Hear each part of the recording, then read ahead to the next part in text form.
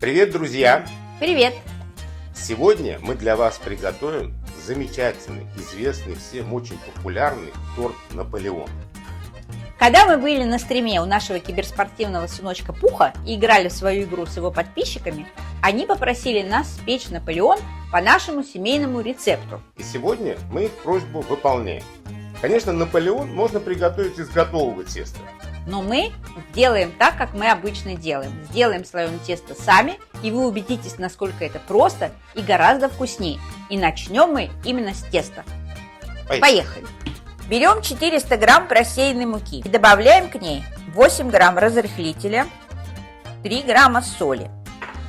И все сухие ингредиенты перемешаем. 200 грамм сливочного масла начинаем натирать на терке, периодически обваливая в муке. Очень важно знать, что все ингредиенты не сухие, для этого теста должны быть очень холодные. Масло у нас прямо из морозильника. Масло сразу смешиваем с мукой и продолжаем натирать.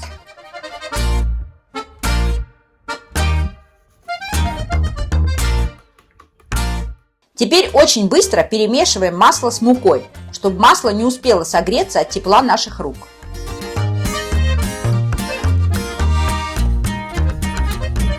«200 грамм холодной сметаны смешаем с одним яйцом, которое мы тоже достали из холодильника.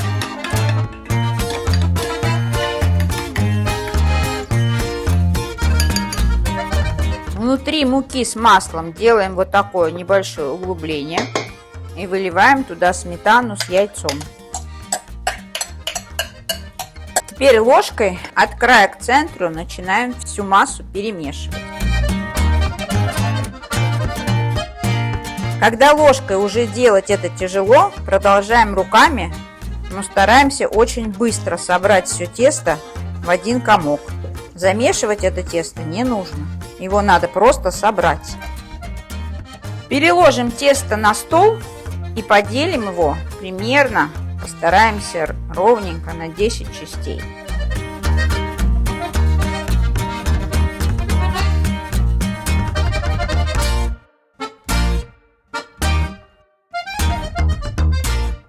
Каждый кусочек скатываем в шарик и будем убирать в холодильник. Собираем шарики на тарелку. Накрываем шарики пленкой и убираем в холодильник минимум на 2 часа, а лучше на всю ночь. А мы пока займемся приготовлением крема. Поставим нагреваться 700 мл молока. Пока молоко нагревается, смешаем остальные ингредиенты. 2 яйца, 130 грамм сахарного песка, 8 грамм ванильного сахара, 2 столовые ложки муки.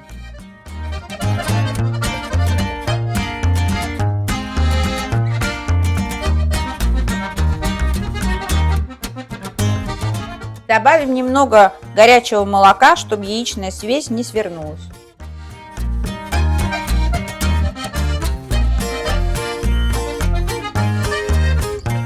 Начинаем аккуратно вливать яичную смесь в молоко и перемешивать активно. Мешаем, не останавливаясь, до тех пор, пока крем не загустеет. Как только крем загустел и стал пузыриться, мы убираем огонь полностью. Добавляем 50 грамм сливочного масла. Растворяем его в креме. И все, наш заварной крем готов. Перекладываем крем в отдельную емкость и даем ему остыть. Смотрите, друзья, какой у нас гладкий, блестящий крем получился. Как только крем остыл, накрываем его пищевой пленкой в контакт и убираем в холодильник. А мы пока займемся коржами.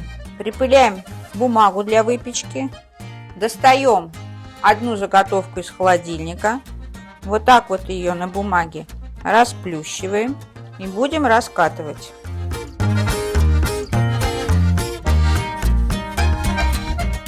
Коржи будем раскатывать достаточно тонко, не толще 2 мм.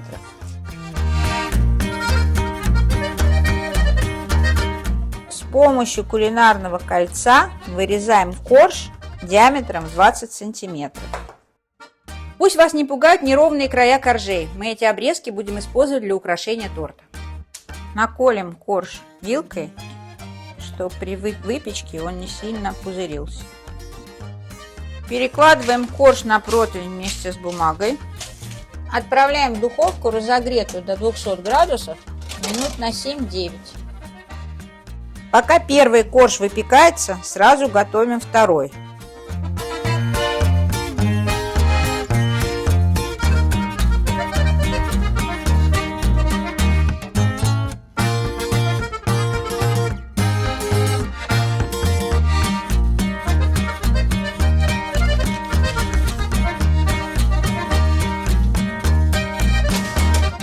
Достаем первый корж, кладем второй. И так конвейерным способом выпекаем все 10 коржей. У нас на это ушло чуть больше часа.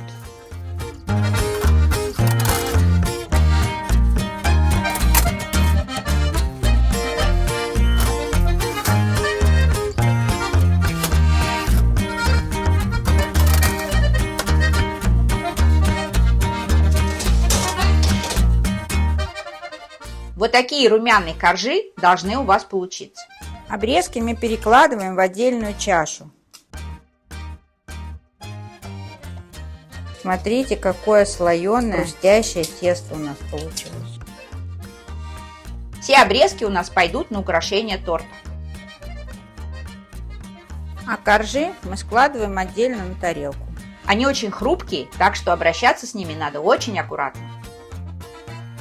Как только коржи и крем полностью остынут, можно собирать наш торт.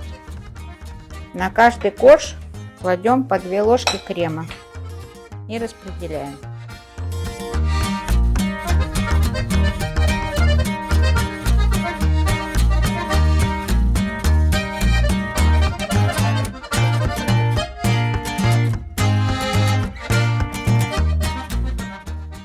Промазываем как следует поверхности всех коржей.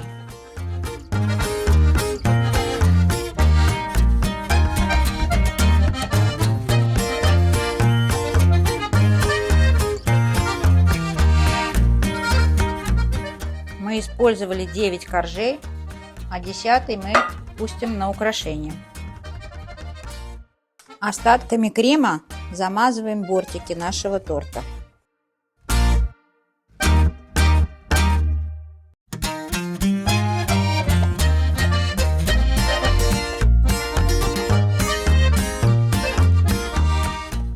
Отправляем обрезки в пакет.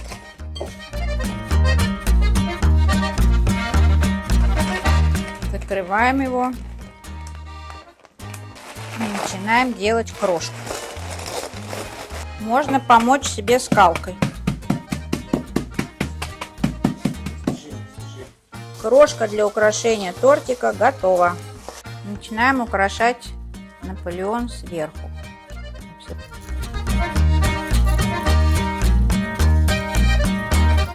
Теперь закрываем бока.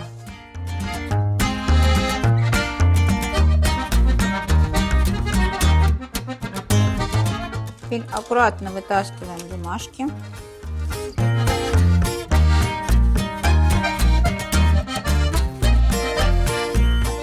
Тортик готов. Отправляем его в холодильник часа на 2, а лучше на всю ночь. Ну что, тортик пропитался. Самое время отрезать кусочек и попробовать.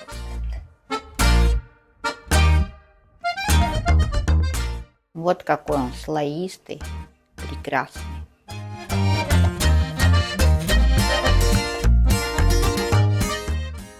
Ну что, настало время попробовать наш Наполеон. А как же? Сейчас попробуем. А кофеек к Наполеону? Ой, какой же вкусный Наполеон. Мягчайший. Чудесно. Я тоже не откажу себе в удовольствии.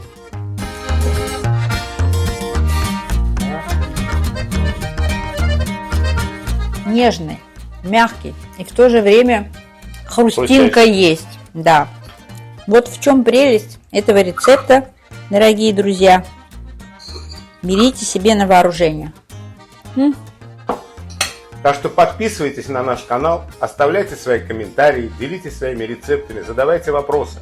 А главное, друзья, никогда не бойтесь экспериментировать. Готовьте с нами, готовьте как мы, готовьте лучше нас. И угощайте своих любимых потрясающей вкусной едой. И не забывайте ставить лайки. До новых встреч! Пока!